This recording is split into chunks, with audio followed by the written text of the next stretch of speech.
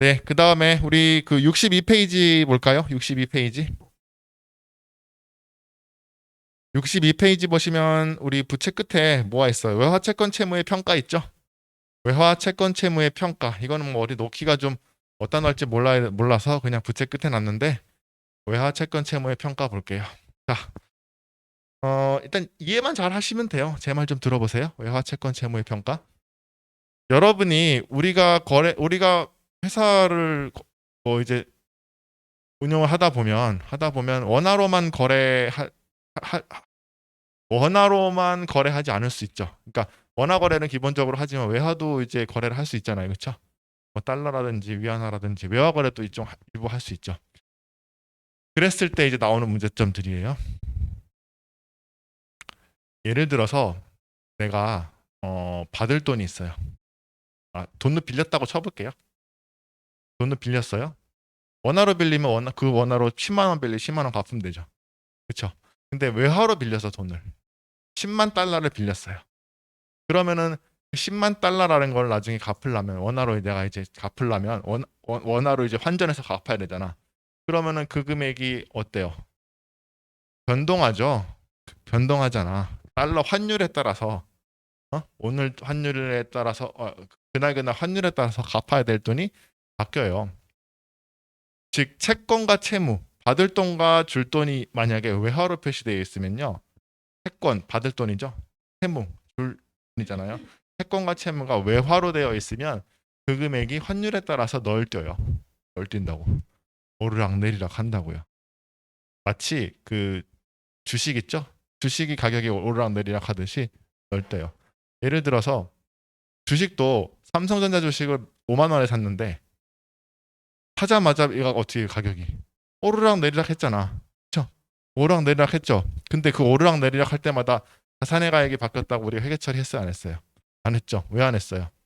어차피 재무상태표는 12월 31일 날 하루에 31일 날 그 보고기한 종료일 현재 시점으로 보여주는 거잖아요. 그렇죠? 그러니까 산 이후에 오르락 내리락 하는 거 신경도 안 쓰고 있다가 언제 한번 평가했어요?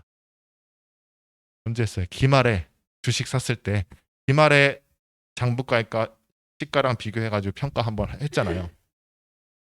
채권 채무도 마찬가지예요. 채권 채무 내가 돈을 예를 들어서 원화로 달러로 돈을 빌렸어. 빌리는 순간부터 환율은 계속 바뀌니까 원화 가치로 보면 원화 기준으로 보면 갚아야 될 돈이 늘거나 줄거나 계속 움직이고 있잖아. 원화 기준으로 보면 달러로 빌렸으니까. 근데 걔는 그때그때 평가해주지 않고 어떻게 한다? 기말에 내가 외화로 빌린 돈이나 받을 돈이 있으면 그게 장부가액이랑 현재 환율이랑 기말 시점 환율이랑 봤을 때 늘었는지 줄었는지 비교해줘서 평가를 해줘야 돼요. 무슨 얘기인지 아시겠어요? 그러니까 이거는 언제 하는 거다? 결산에. 외화채권 채무 평가는 결산에 하는 거다. 기말 시점에 가서 내 장부에 외화로 주거나 받을 돈이 있으면 평가를 해줘야 된다는 거예요. 채권 채무, 외화로 된 채권이나 채무. 채권 뭐 있어요? 외상매출금, 받으러움, 미수금, 대여금. 채무는요? 외상매입금, 지급어음, 미지급금, 차입금 이런 애들이 외화로 주고받아야 될 게 있으면 평가를 해줘야 된다. 평가라는 거는 기말 시점에 환율을 적용한 원화금액과 장부에 있는 원화금액과 비교해서 기분이 좋은지 나쁜지 적어줘야 되는 거예요. 그렇죠? 그럼 다 된 거예요. 그럼 어떻게 하는지 봅시다. 이거는요. 여기 있는 얘 말고 바로 그냥 얘를 뒤에 필수분기 연습 가지고 한번 해볼게요. 60이 아니라 뒤에 131페이지 볼게요. 131페이지. 131페이지. 131페이지 11월 11일이 2,000원. 여기 지금 얘가 있는데요. 두 개의 사례가 있죠. 물음 1과 물음 2가 있죠. 물음 1과 물음 2 제가 이제 하면서 설명드릴 거예요. 물음 1은 채권이고요. 물음 2는 채무의 입장이에요. 그리고 거기 보시면 일자별로 환율이 다음과 같을 때 물음에 답하시오라고 돼 있죠.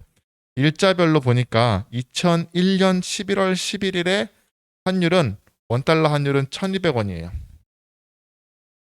그 다음에 2001년 12월 30일이 기말이네요. 그렇죠?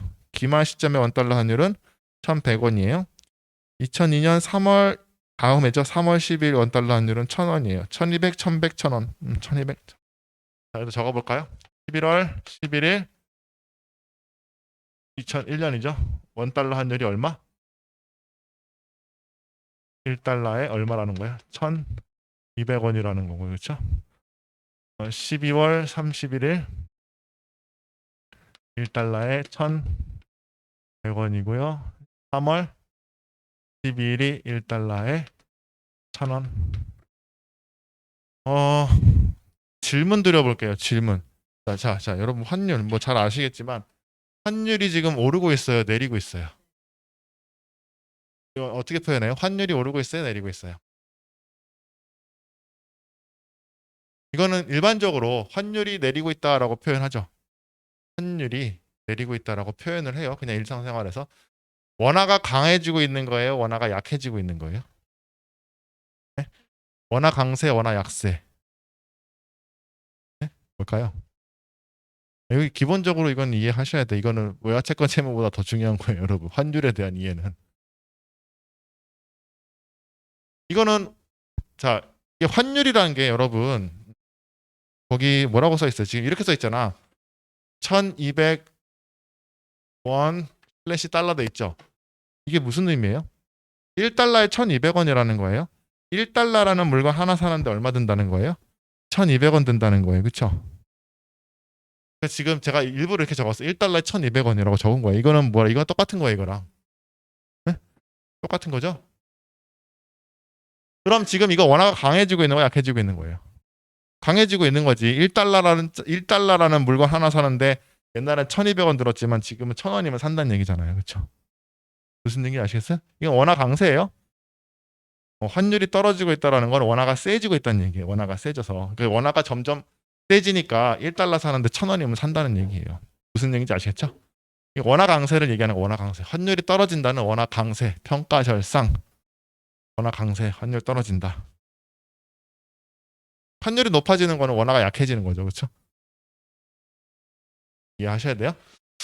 어쨌든 지금은 뭐 이거는 뭐다? 원화가 강해지고 있어. 점점. 1달러라는 거 하나 사는데 점점 돈이 덜 들잖아.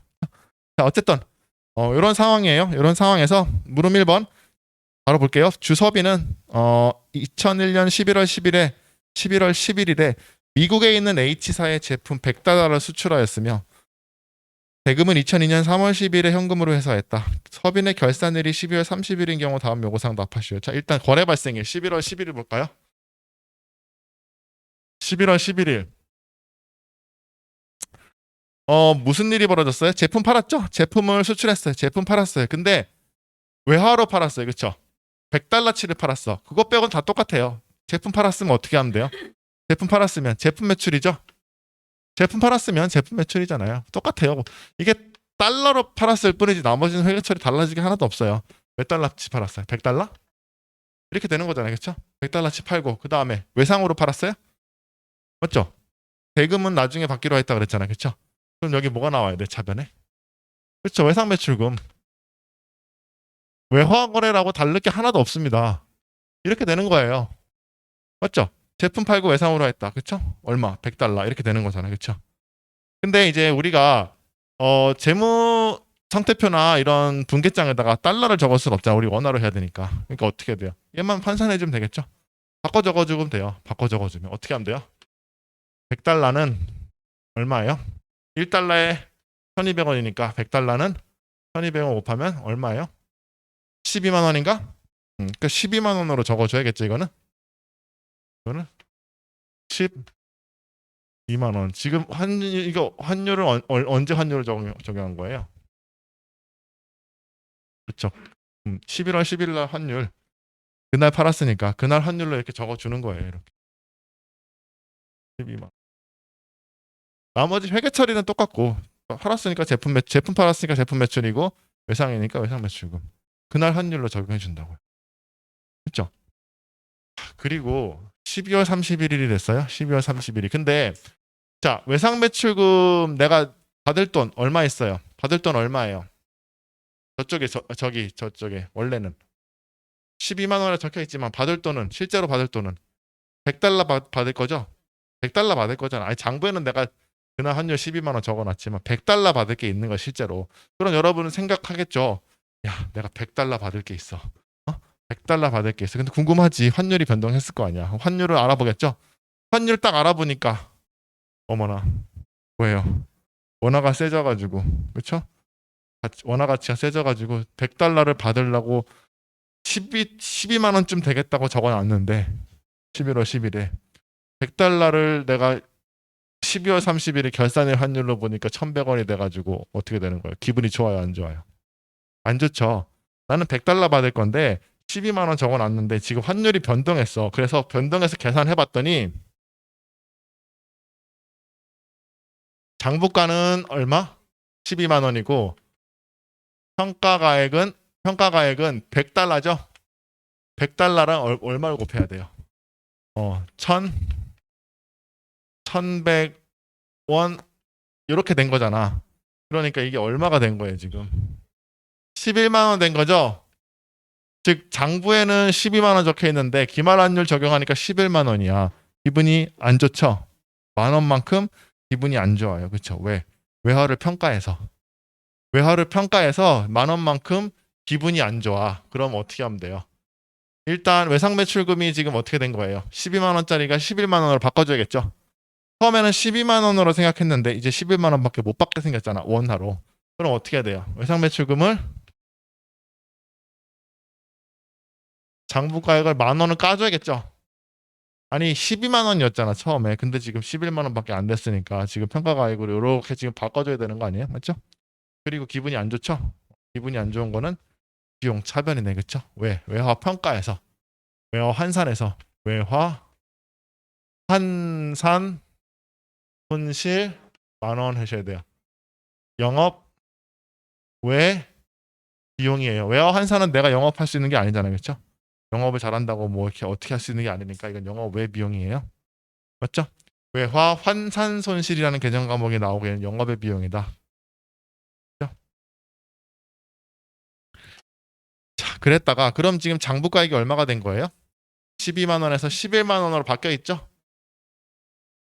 요거 뭐랑 똑같아요. 지금 요거 보면 단기 매매 증권이랑 뭐 똑같아요. 하는 게 12만 원이었는데 평가가액이랑 비교해서 작아지면 줄여주고 평가 손실 또는 환산 손실 이렇게 적어주는 거. 자, 장부가액을 늘리고 줄여가지고 하는 거예요. 그랬다가 이제 언제요? 3월 12일 날 이제 뭐 해야 돼요? 돈 받아야겠죠? 그럼 외상 매출금 지금 얼마 있게요? 외상 매출금 얼마예요? 장부에 12만 원이에요? 11만 원이에요? 11만 원이지. 지금 까놨잖아. 그쵸? 11만 원 돼 있죠 지금. 12만 원에서 1만 원 까놨으니까 11만 원이죠. 그리고 이제 현금이 들어온다라는 거죠. 현금. 11만 원 받아야지 하고 100달러 받아가지고 환산을 해봤더니 헐 그쵸? 헐 100달러 받았어. 난 100달러 받는 거잖아. 그쵸? 근데 환율을 봤더니 또 이번에는 얼마예요? 1,000원이네. 참 미치겠네. 그쵸? 계속 원화가 세져가지고 손해보고 있는 거. 난 달러를 받는데 원화가 계속 세지니까 달러 가치가 점점 안 좋아지는 거예요. 얼마 받는 거예요 이거? 10만 원밖에 못 받지. 그쵸? 10만 원. 10만 원. 대차가 안 맞죠? 나는 11만 원 받겠다고 작년에 평가해 놓은 거를 적어놨는데 10만 원 실제로 들어온 거는 또 떨어져가지고 환율이 10만 원이 됐어. 됐죠? 이거는 뭐예요? 이거는 환산 손실이에요? 아니면 그냥 거래 완결될 때 손실이에요? 거래가 완결될 때 손실이에요. 그러니까 이거는 평가, 이거는 그냥 기분만 안 좋은 거고 실제로 안 좋은 거고, 그렇죠? 이거는 외환 차손이라 그래요. 이거 외환차손. 거래가 끝날 때 생기는 손실이라서 외환차손. 영업 외 비용. 어쨌든 지금 계속 채권을 가지고 있으니까 원화가 세지니까 점점 불리해지고 있죠. 계속 손실을 보고 있죠. 평가 손실, 환산 손실, 외환 자손 다. 자, 이거 어떻게 한 거다? 처음에 거래가 발생했을 때는요. 거래 당시 환율 적용해 가지고 일단 채권 적어주고 기말에 가서는 장부가액과 기말 환산 기말 가액 평가액 기말 환율을 적용한 환산가액을 적어주고 얘랑 비교하는 거예요. 평가라는 거는 항상. 그렇죠? 그럼 지금 손에 안 떨어졌으니까 이거부터 해줘야 돼요. 이게 분계 1번이에요. 외상 매출고부터 먼저 줄여줘야 돼요. 줄여주거나 늘려주고 보다 하다 보면 평가 환산이익, 환산손실 자기 자리가 나와요. 그럼 11만 됐다가 일단 실제로 이제 돈 받게 됐을 때 실제 받은 금액이랑 차이는 외환차손.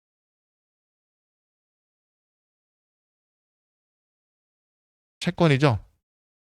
똑같은 거 똑같은 상황에서 한번 채무를 해볼까? 채무는 어떤 흐름이 되겠어요? 내가 돈을 달러로 빌렸는데 점점 원화가 세지네. 그럼 좋겠죠. 원화가 점점 세지니까 내가 가지고 있는 원화 가치가 세지면 점점 적은 원화가 들잖아. 일정한 외화를 갚기 위해서. 그런 상황이 될 거예요. 보세요. 11월 11일 저거 2번 물음 2번 볼게요. 물음 2번. 주 소비는 2001년 11월 11일에 미국에 있는 S은행에서 100달러를 현금으로 차입하였으며 돈을 빌렸는데 외화로 빌린 거죠. 대금은 2002년 3월 2일에 현금으로 상환하였다. 갚았다. 서비인의 결산일이 12월 30일인 경우 요구사항에 답하시오. 거래 발생일인 11월 11일 회계 처리하시오. 자, 11월 11일 어떻게 하면 돼요? 똑같이 외화라 생각하지 마시고 똑같이 한번 해볼게요. 그러면 뭐가 생겨요? 차입금 생기죠? 단기 차입금이겠죠? 단기 차입금이 생기고 현금 들어오겠죠? 현금 100달러 빌렸으니까 이렇게 들어오는 거잖아요. 이렇게. 근데 이게 달러로 못 적으니까 그날 환율로 바꿔 적어줘야 된다 그랬죠? 이게 얼마예요? 12만 원. 그쵸? 여기 있죠. 이거. 12만 원. 이렇게 못 적지 말고 그날 환율인 12만 원 이렇게 적어주시면 돼요. 그러면 이제 장부에다가 100달러는 얼마나 적혀 있는 거예요? 12만 원 갚으면 되겠네. 나는 3월 12일에 12만 원 갚으면 되겠네. 라고 생각하고 있겠죠. 그랬는데 결산이 됐어요. 근데 딱 봤더니 외화로 갚아야 되는 채무가 있는 거야. 차입금이 있어요. 외화 차입금이 있어. 외화 차입금. 외화 차입금 있으면 결산 정리를 해줘야 돼요. 결산 정리 분계를 해줘야 돼요. 외화 차입금이니까. 어떤 거 해줘야 돼요. 내가 장부에 적어놓은 12만 원과 결산일 환율을 비교했을 때 차이가 있는지 없는지 봐줘야 된다고요. 그러면 일단 장부가 단기 차입금의 장부가는 얼마예요? 12만 원이죠. 나는 그러니까 12만 원만 있으면 100달러 갚겠거니 하고 지금 적어놨는데 평가가액이라는 거는 100달러를 그날 기말 환율로 적용해서 평가한 가액이죠. 이건 얼마예요? 기말 환율 1,100원이잖아요. 그렇죠? 1,100원. 1,100원 달러에 1,100원. 그럼 이게 얼마예요? 11만 원이네. 뭐 어떻게 된 거예요, 지금? 기분이 좋아요, 안 좋아요? 좋죠. 환율이 좋아져서 12만 원 준비해 놨는데 11만 원이면 100달러 갚을 수 있다는 얘기잖아요. 맞죠? 12만 원의 빚이 있는 줄 알았는데 11만 원밖에 없는 꼴이 된 거예요, 지금. 그러니까 차입금을 늘려야 돼요, 줄여야 돼요?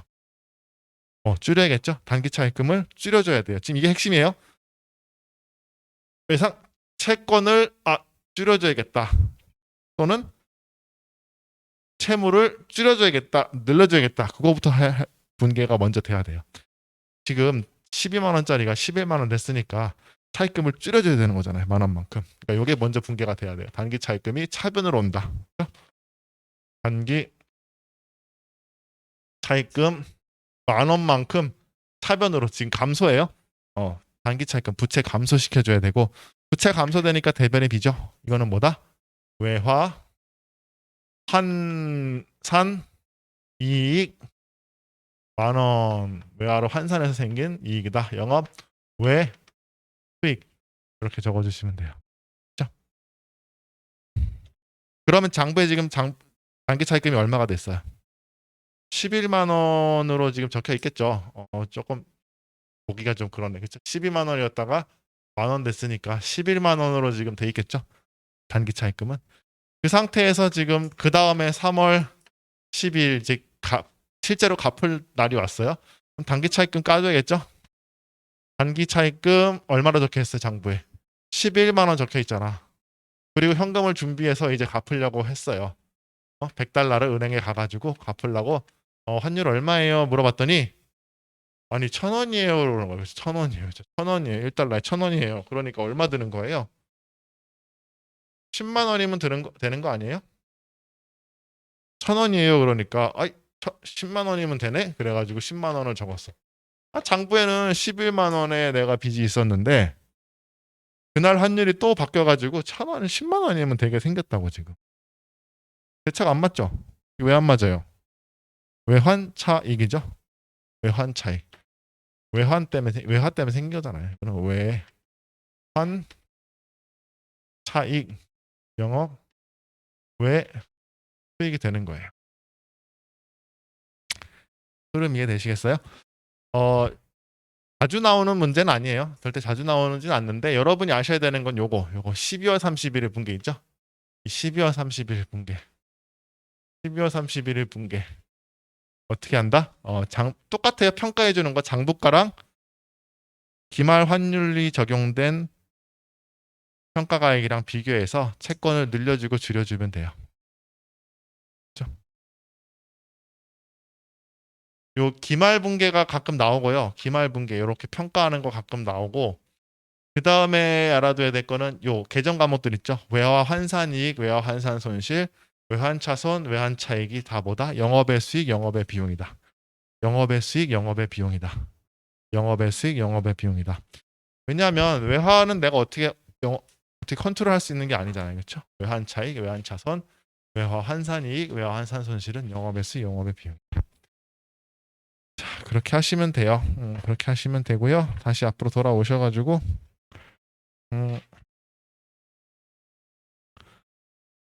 62페이지 외환채권 채무의 평가인데 똑같은 내용들이거든요. 요거는 그냥 보시면 돼요.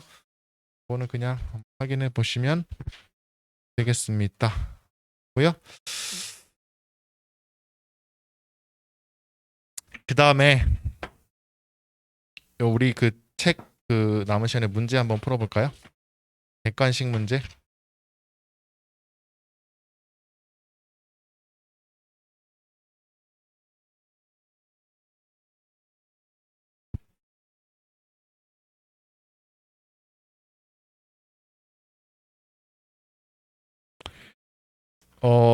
몇 개 안 되네요. 어머나.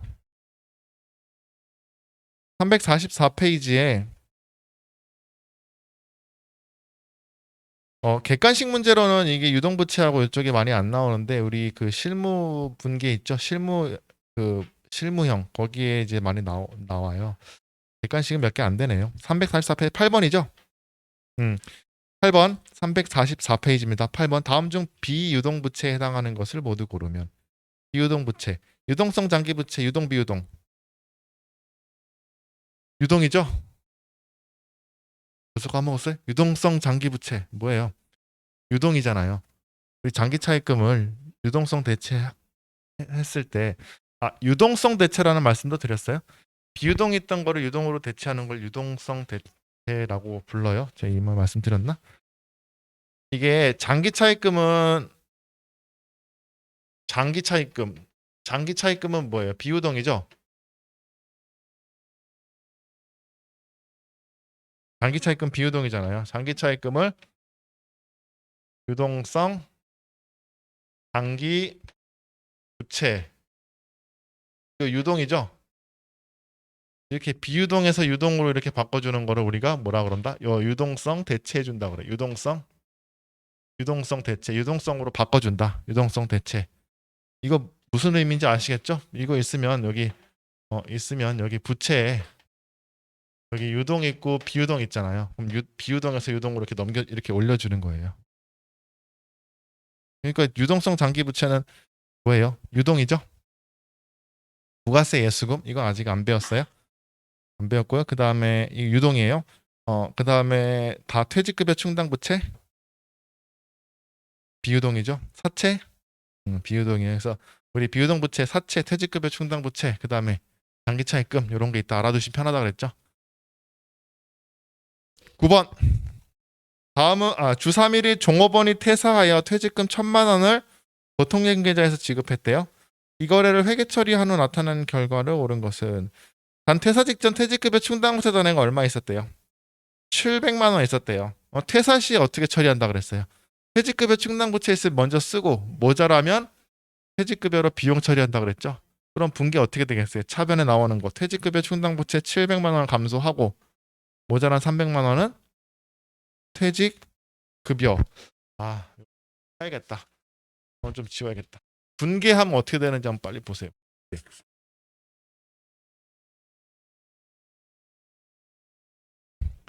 이렇게 영향을 물어볼 때는요. 재무 상태표에 미치는 영향 물어볼 때는 그냥 분기를 빨리 해보는 게 제일 빠르고 편하고 정확해요.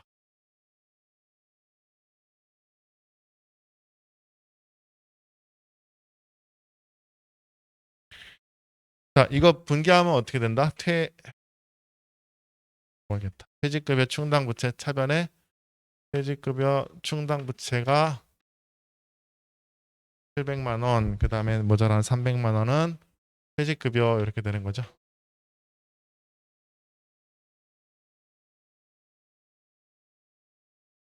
그 다음에 차변은 보통예금? 보통예금 1000만 원이잖아요. 그렇죠?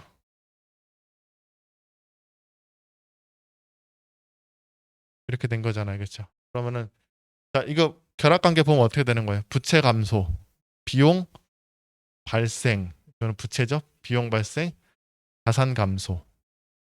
맞죠? 그러면 자산이 감소하죠? 자산은? 보통예금이 감소했잖아요. 자산은 감소하고 부채는요?